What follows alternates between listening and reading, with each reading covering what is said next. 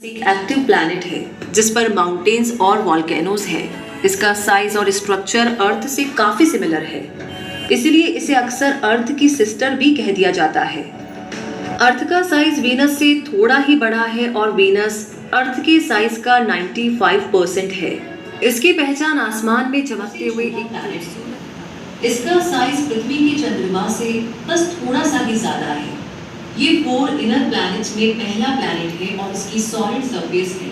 इसकी सूर्य से औसत दूरी 58 मिलियन किलोमीटर है और ये प्लैनेट अर्थ के साइज का 38 जितनी हीट मरकरी को सूर्य से मिलती है वो तेजी से स्पेस में वापस चली जाती है और मरकरी सोलर सिस्टम का हॉटेस्ट प्लैनेट नहीं बन पाता है। हल्के ग्रे कलर के इस प्लैनेट आपने देखा कि जो भी क्योंकि ये मरकरी जो ग्रह है बुध ग्रह है वो सूर्य के सबसे पास में है, ठीक है। क्योंकि ये गैसों का गुबार है, इसीलिए से जितनी भी हीट मिलती है ना वो इसमें रहती नहीं है, वो क्या होती है वो हीट वापस चली जाती है। तो ये सबसे ज्यादा हॉटेस्ट प्लैनेट नहीं बन पाता है। आप देखते होंगे कि अगर जो धूप है वो पत्थर में ज्यादा गिरती है तो ज्यादा गर्म होता है ना, पत्थर गर्म होता है। और अगर वही धूप कपड़े पे गिरे तो कपड़ा ज्यादा गर्म होगा, पत्थर गर्म होगा ज्यादा। क्यों? क्योंकि कपड़ा जो धूप को जो है एब्जॉर्ब नहीं करता है, ठीक है। इसी तरीके से हमारा बुध ग्रह है, हालांकि सबसे ज्यादा पास में है लेकिन पृथ्वी सबसे दूर नहीं है। अर्थ की तुलना में ये प्लैनेट धीरे घूमता है, इसीलिए इसका एक दिन थोड़ा ज्यादा लंबा होता है। इस प्लैनेट को अपने एक्सिस पर एक चक्कर पूरा करने में 59 अर्थ डेज लगते हैं, जबकि इसका आपने क्या देखा अभी कि जो बुध ग्रह है उसे सूरज का एक चक्कर लगाने में कितने दिन लगते हैं? 59 डेज। अब हमारी जो पृथ्वी है वो कितने दिन में पूरा करती है चक्कर सूरज का? 365 दिनों में। और बुध कितने दिनों में करता है? 59 दिनों में। यानी कि पृथ्वी करती है धीमे धीमे और बुध करता है भाई जो काम पृथ्वी करती है एक साल में वो बुध कितने दिन में कर रहा है?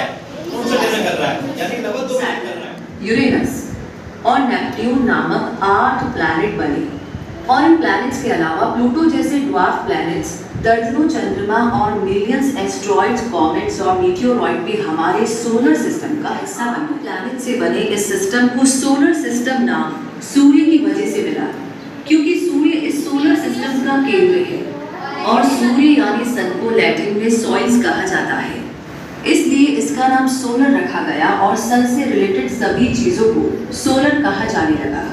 शायद आपको भी यही लगता हो कि सूर्य अपनी जगह पर स्थिर रहता है और अर्थ सहित सभी प्लैनेट्स इसके चक्कर लगाते हैं, लेकिन असल में सूर्य को भी चक्कर लगाना पड़ता है।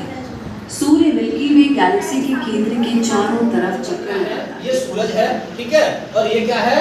ये बुध ग्रह है, ठीक है। और मैं हूं मान लो मैं नेपच्यून ग्रह हूं, नेपच्यून जो सबसे दूर में है। अब जब ये बुध ग्रह है इसकी परिक्रमा लगाएगा पास के पास बिल्कुल, तो इसे कम दूरी चलनी पड़ रही है ना, तो पास में चल रही है। और मान लीजिए जो नेपच्यून ग्रह है, बुध जो वरुण ग्रह है वो तो दूर है सबसे, तो वो दूर है तो उसे जब इसकी परिक्रमा तो कहां चलेगा? वो ऐसे चलेगा। अब आप ये देखिए कि किसको ज्यादा चलना पड़ रहा है? बुध ग्रह को ज्यादा चलना पड़ रहा है या नेपच्यून ग्रह को ज्यादा चलना पड़ रहा है? देखिए बुध ग्रह तो पास में है तो वो कैसे चल रहा है? वो तो बहुत कम दूरी पूरी कर रहा है ना। इधर हमारा वो तो सबसे कम दूरी चल रहा है और जो ग्रह पृथ्वी सूर्य से दूर है उसे ज्यादा चलना पड़ रहा है। आप देख रहे हैं किसको ज्यादा चलना पड़ रहा है?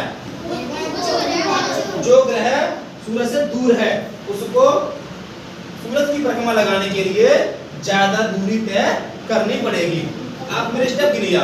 यहाँ से आप देखिए कि मैं ज्यादा चल रहा हूँ और ये जो गुंजन है यानी कि जो बुध ग्रह है उसे कम चलना पड़ रहा है? थोड़ी सी जगह घूम रहा है और मुझे ज्यादा जगह घूमना पड़ रहा है। तो आपको समझ में आ गया? गुड, बैठे बैठे, शाबाश। फिर आप दोनों बच्चों के लिए आपने देखा अभी कि जो सूरज के पास के ग्रह हैं वो सूरज की परिक्रमा बहुत कम समय में कर सकते हैं या उन्हें कम दूरी चलनी पड़ती है ना। और जो ग्रह सूरज से दूर होते हैं उन्हें ज्यादा चक्कर लगाना पड़ता है, ज्यादा दूरी तय करनी होती है। समझ में आया आपके? जो ग्रह सूरज के सबसे पास में है उसे ज्यादा चलना पड़ेगा या कम? ठीक है। और जो सूरज के सबसे दूर है उन्हें ज्यादा चलना पड़ेगा या कम? क्लियर हो गया? यानी कि जो पास में है उन्हें कम चलना पड़ेगा, जो दूर है उन्हें ज्यादा। आगे देखिए इनर प्लैनेट्स में दूसरे नंबर पर वीनस यानी कि शुक्र स्थित है, जो भले ही सूर्य का सबसे नजदीकी ग्रह नहीं है, लेकिन फिर भी ये सबसे गर्म है। इसका रीजन असल में इसका एटमॉस्फेयर है, जो कार्बन डाइऑक्साइड से भरा है और इसमें सल्फ्यूरिक एसिड के बादल भी हैं। इसी गैस की वजह से वीनस सबसे गर्म ग्रह बना है। इसका टेम्परेचर 465 डिग्री सेल्सियस रहता है, जिसमें लेड जैसी धातु की सबसे पास है। इसीलिए सूर्य की परिक्रमा में लगने वाला टाइम बहुत ही कम होता है। और एक चीज और देखिए आप इसमें, आपने देखा क्योंकि ये सूरज के सबसे ज्यादा पास में है। इसमें आप देख रहे हैं कि जो बुध ग्रह है वो तो काफी तेज घूम रहा है, हाँ, अपनी धुरी पे भी और सूरज के चारों तरफ भी। लेकिन जो शुक्र ग्रह है वो अपनी धुरी पे बहुत धीमे धीमे घूम रहा है ना। और ख़ास बात यह है कि जो शुक्र ग्रह है वो अन्य ग्रहों की अपेक्षा उल्टी दिशा में घूमता है, घूम रहा है ना। आप देख रहे हैं जो बुध ग्रह है वो राइट से लेफ्ट की तरफ घूम रहा है, लेकिन जो शुक्र ग्रह है वो लेफ्ट से राइट की तरफ घूम रहा है। आप देख रहे हैं ना सारे बच्चे, समझ में आ गया ना आपको? चलिए ठीक है। फिर सैटर्न, फिर यूरेनस और नेपट्यून प्लैनेट, जिनके बाद 5वें नंबर पर अर्थ और उसके बाद वीनस, मार्स और मरकरी प्लैनेट्स आते हैं।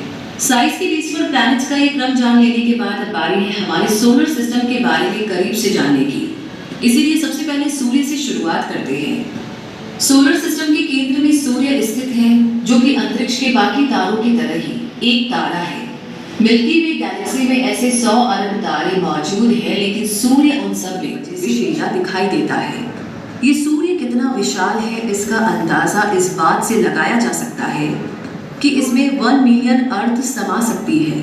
इसका डायमीटर अर्थ के डायमीटर से 109 गुना ज्यादा साल लग जाएंगे। पूरे सोलर सिस्टम के द्रव्यमान का 99.8% केवल इस सूर्य में समाया है, और यही है जिसने अपनी ग्रेविटी के